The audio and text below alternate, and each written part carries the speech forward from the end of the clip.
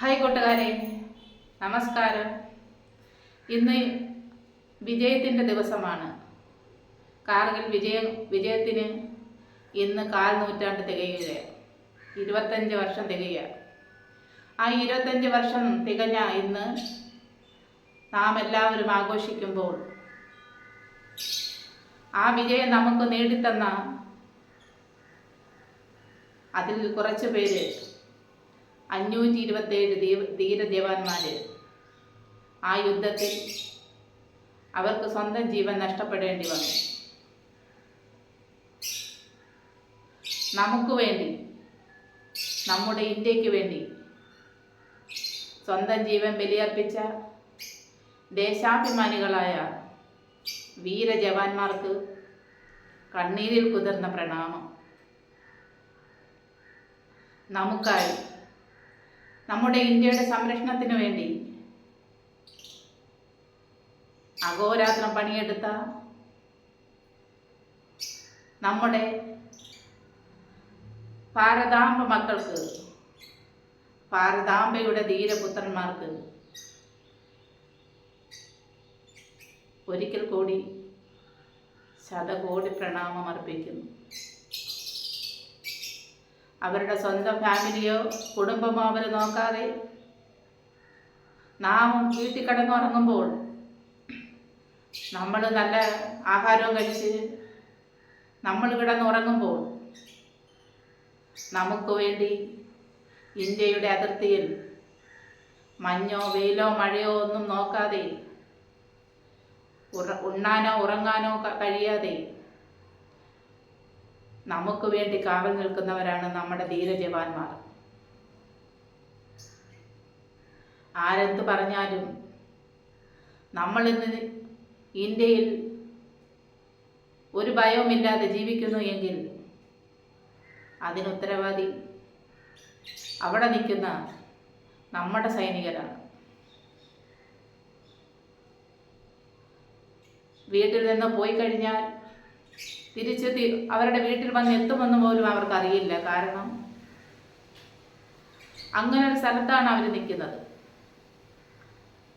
പാകിസ്ഥാനുള്ള ഭീകരവാദികളും തീവ്രവാദികളും എല്ലാം നുഴഞ്ഞു കയറിക്കൊണ്ടിരിക്കുന്ന നമ്മുടെ അതിർത്തിയിൽ നമ്മളെ ഓരോരുത്തരെയും കാക്കുന്നതിന് വേണ്ടി ജീവൻ പോകുന്ന അവസാന നിമിഷം വരെ ഞങ്ങൾ ചേർത്ത് നിൽക്കുമെന്ന് പറഞ്ഞുകൊണ്ടാണ് അവർ നമുക്ക് വിജയം നേടിത്തന്നത്.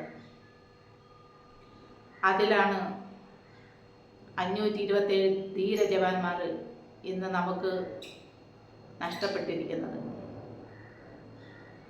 നമ്മൾ ഓരോരുത്തരും ഏത് സമയവും എപ്പോഴും ആ ഓരോരുത്തരോട് നമ്മൾ കടമപ്പെട്ടിരിക്കുന്നു.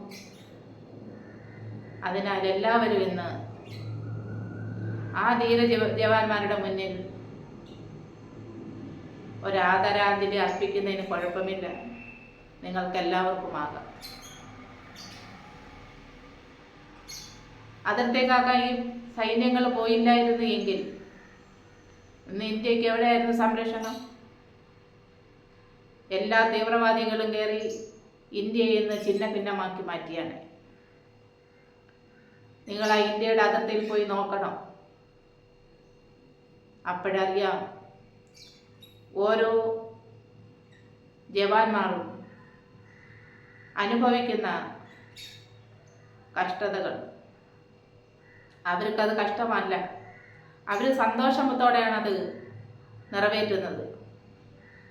നമ്മുടെ ഇന്ത്യക്ക് വേണ്ടി, നമ്മുടെ രാജ്യത്തിന് വേണ്ടി സ്വന്തം ജീവൻ അർപ്പിച്ചാൽ അത് വലിയ ബഹുമതിയായിട്ട് അവർ കാണുന്നു. അതല്ലേ അവിടെ മരിച്ചിട്ട് വീട്ടിൽ വന്നാലും, വീട്ടിൽ ആ ജഡം കൊണ്ടുവന്നാലും ആ വീട്ടുകാരും തൻ്റെ മകൻ യുദ്ധത്തിൽ വീരമൃത്യു മരിച്ചിട്ടാണ് പോകുന്നത്. അവരും മനസ്സിൻ്റെ ഉള്ളിൽ അവർക്കൊരു ഇന്ത്യക്ക് വേണ്ടിയാണ് എൻ്റെ മകൻ നഷ്ടപ്പെട്ടത് എന്നവർക്ക് അഭിമാനിക്കാം.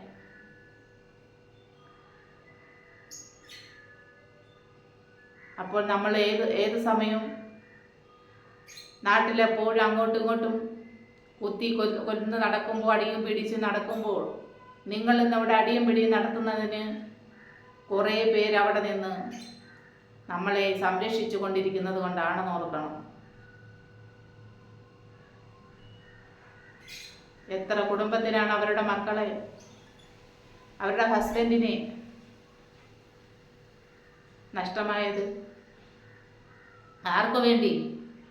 നമുക്ക് വേണ്ടി. അപ്പോൾ നമ്മൾ ഇന്ന് വിജയം ആഘോഷിക്കുമ്പോൾ ആദ്യം നമുക്ക് വേണ്ടി ജീവൻ കളഞ്ഞ അവരേതാ നമ്മൾ ഓർക്കണം.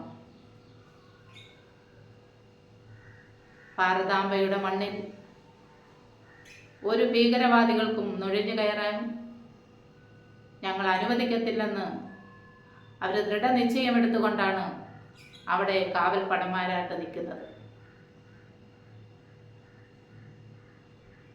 ആ സമയം നമ്മളെല്ലാവരും അവിടെ നിൽക്കുന്ന ഓരോരുത്തരെ കുറിച്ചും നമ്മൾ ഓർക്കുന്നത് നല്ലതാണ്.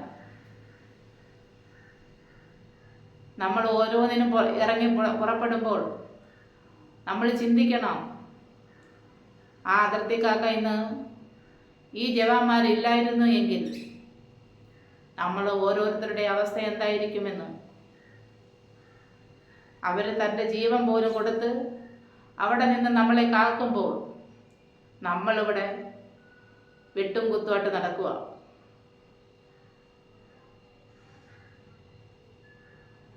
ഒരിക്കൽ കൂടി ധീരജവാന്മാർക്ക് ആദരാഞ്ജലി അർപ്പിച്ചുകൊണ്ട് ചേച്ചിയുടെ ഈ വീഡിയോ ഇഷ്ടപ്പെട്ടെങ്കിൽ സബ്സ്ക്രൈബ് ചെയ്യുക, ലൈക്ക് തരിക. പുതിയൊരു വീഡിയോ ആയിട്ട് ചേച്ചി വരുന്നതായിരിക്കും. അതുവരെ ബൈ.